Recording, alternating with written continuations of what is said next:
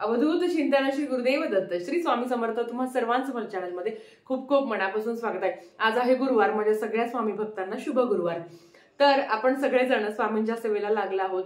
कोणी 21 पारायण करणार आहे, कोणाचे 108 पारायण चालू आहे, कोणी फक्त नामस्मरण करणार आहे, तर कोणी तारक मंत्र म्हणणार आहे। तर आजच्या व्हिडिओमध्ये मला तुम्हाला सांगायचं आहे, मी मागच्या वर्षी पण ह्या सेवेचा व्हिडिओ टाकला होता, त्याच्या मागच्या वर्षी पण टाकला होता।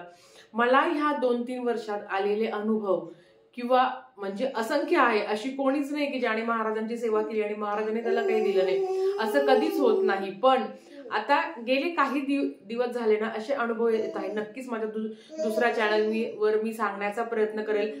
थोडक्यात काय की आपलं एक असतं बघा, की मला सर्दी झाली तर एक स्पेसिफिक मेडिसिन असते, ताप आला तर वेगळं औषध असतं, खोकला आला तर वेगळं औषध असतं।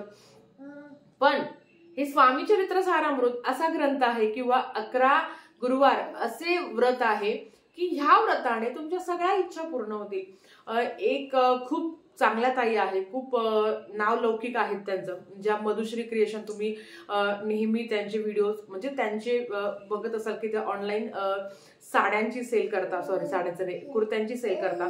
मधुश्री क्रिएशन फेसबुक पेज आहे। मैत्रिणींनो, त्यांनी काहीही नाही करतात, त्यांचा अनुभव मी नक्की शेअर करेन, पण थोडक्यात सांगते।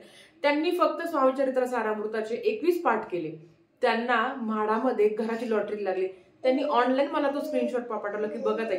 मी तुम्हाला का सांगते आहे की फक्त मला घर मिळावं म्हणून महाराजांची सेवा करू का, किंवा एक ताई आहे की महाराजांच्या कृपेने आमच्याच केंद्रातल्या मावशी आहे की त्यांच्या बहिणीचं संसार वाचला त्यांनी जेव्हा 11 गुरुवार त्यांनी करायला सुरुवात केली। सगळं महाराजांवर सोडून दिलं होतं, फार नवऱ्याने इतके त्यांचे हाल केले होते की आता ते सांगू पण शकत नाही, एवढा त्यांना त्रास होता। दुसरा एक मावशी आहे की त्यांनी अखंड महाराजांची सेवा केली। त्यांनी घरात पारायण केले, त्याच्याबरोबर भैरव चंडी त्यांनी सेवा केली। आज एकदम सर्वसाधारण मावशी तर इतक्या चांगल्या मावशी, आज त्यांचा मुलगा अधिकारी झाला। हे कोणामुळे झालं? हे फक्त महाराजांमुळे झालं। जो प्रामाणिकपणे कष्ट करत असतो त्याचं नशीब महाराज घडवत असतात।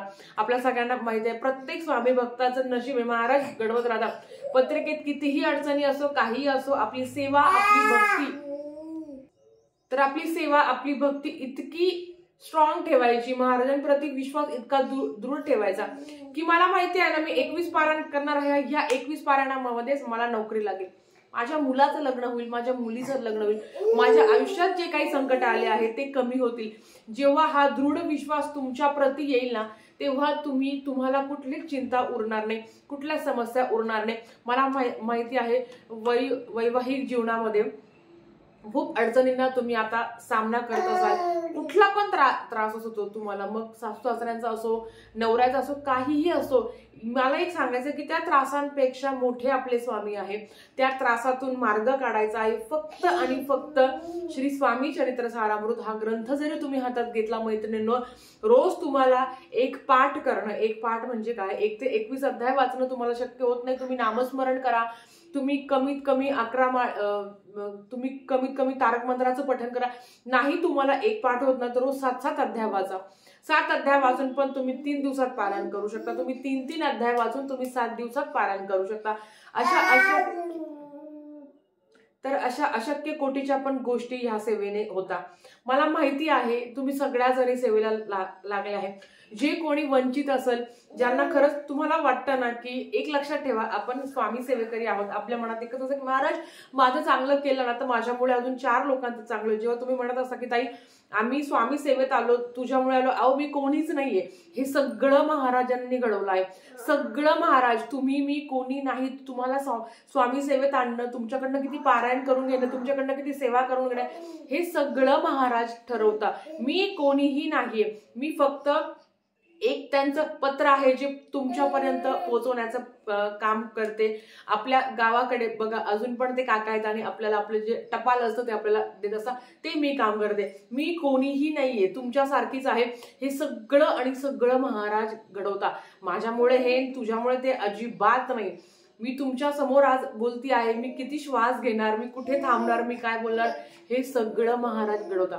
आपण त्यांचे माध्यम आहोत। ते म्हटले उठ तो उठ, बस तर बस, कर सेवा कर. कितीही अडचणी आली, कितीही संकट आले, स्वामी सेवा थांबवू नका. मी तुम्हाला सांगते 11 गुरुवारचं किंवा स्वामी चरित्र सारामृताचे 108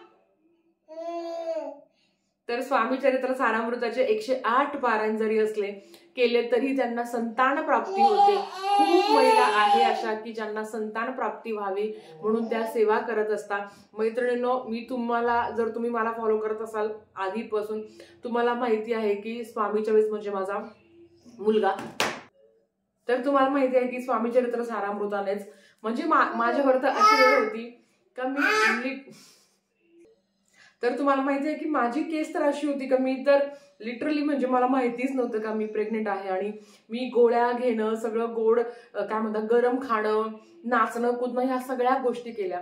पण महाराजांना त्याला द्यायचं होतं. जेव्हा मी सगळं पाळलं, सगळं व्यवस्थित फॉलो केलं, तेव्हा ते राहिलं नाही. थोडक्यात काय, महाराजांना जेव्हा ज्या गोष्टी द्यायच्या असतात तेव्हा त्या बरोबर देतात.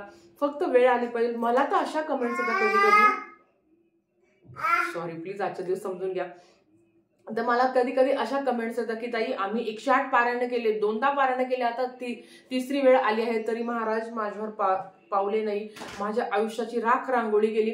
अशा जेव्हा कमेंट्स येतात असं प्लीज बोलू नका मैत्रिणींनो. महाराज कधीच कोणाच्या आयुष्याची राख रांगोळी करत नाही. हे तुमचे कर्म आहे, हा तुमचा भोग आहे जो तुम्हाला भोगावाच लागेल. कधी कधी माझ्या व्हिडिओमध्ये पण इनडायरेक्टली मी सांगत असते सगळ्या गोष्टी.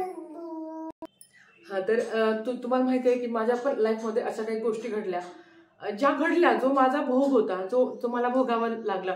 आता मी सेवा करते म्हणून माझा भोग कमी झाला असं नाही, किंवा महाराज म्हटले की तुझं भोग आता तर मी तुला माफ करतो, नाही. पण एक सांगू, कदाचित माझ्या नशिबात अजून वाईट होतं, पण महाराजांच्या सेवेने ते खूप थोडक्यात निभवलं. आजही तुमच्यावर वाईट वेळ चालू असेल, तुम्ही खूप सेवा करता आहे, तुम्हाला अनुभव नाही येत आहे, असं कधीही होणार नाही मैत्रिणींनो. तुम्ही कमेंट्समध्ये श्री स्वामी समर्थ याचा उच्चार हे जेव्हा तुम्ही कमेंट करता ना, ही सेवा सुद्धा तुमची कधी वाया जाणार नाही. महाराज प्रत्येकाला व्याजासकट देत असतात, पण वेळ आल्याशिवाय कधी कोणाला काही मिळत नाही. तुम्ही कितीही सेवा करा, कितीही काही करा, तुमची जोपर्यंत योग्य वेळ येत नाही तोपर्यंत तुम्हाला काही मिळणार नाही. पण जेव्हा ती वेळ आली ना, तेव्हा तुम्हाला वाटणार पण नाही एवढं महाराज तुम्हाला भरभरून देतील. म्हणून वाईट वेळ चालू आहे, असू द्या. मी तर माझं असं होतं ना की माझी वाईट वेळ आली की माझी सेवा वाढायची. मी कधी सेवेपासून वंचित नाही झाली की माझं मन लागत नाही आणि माझं मन धारेवर नाही, ठिकाण्यावर नाहीये. लिटरली असं व्हायचं की मी तुम्हाला बऱ्याच वेळा सांगितलं की रात्री काहीतरी भांडण व्हायचं आणि सकाळी पहाटे उठून मी सेवा करायची, कारण घरातही महाराजांची सेवा चालत नव्हती. असंही माझ्यावर वेळ आली होती, पण मी पहाटे वाचून मी पहाटे उठून गुपचूप सेवा करायची. हे का सांगते आहे, माझ्यासारख्या पण बऱ्याच महिला आहे की ज्या त्रासातून आहे किंवा काहीतरी त्यांच्यात अडचणी आहे. सेवा करा.